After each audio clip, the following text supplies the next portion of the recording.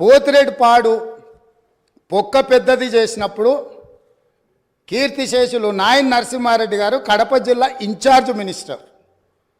ఆ రోజు కొట్లాడింది పోతిరెడ్డిపాడు మీద కీర్తిశేషులు పి జనార్దన్ రెడ్డి గారు. పోతిరెడ్డిపాడు పొక్క పెద్దది చేసినప్పుడు ఇక్కడ ఉన్నోళ్ళు ఎవరు ప్రాణత్యాగాలు చేస్తామని ఎవరు కొట్లాడలే, ఎవరు మాట్లాడలే.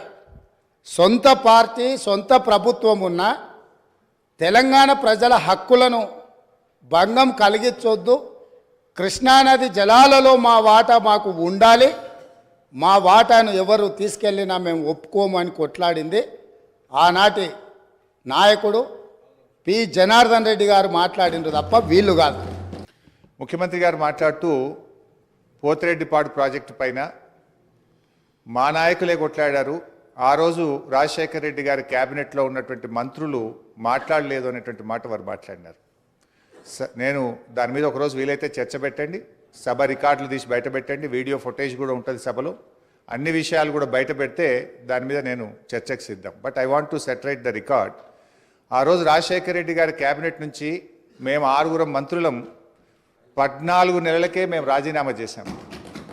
మేము రాజీనామా చేసినప్పుడు చెప్పే 6 కారణాలు, అందులో మొట్టమొదటి కారణం అక్రమంగా పోతిరెడ్డిపాడు ప్రాజెక్టును పొక్కగొట్టి మా తెలంగాణకు దక్కాల్సిన కృష్ణా నదీ జలాలను రాయలసీమకు తరలించకపోతున్నందుకు నిరసనగా ఈ క్యాబినెట్ నుంచి మేము వైదొలుగుతున్నాము.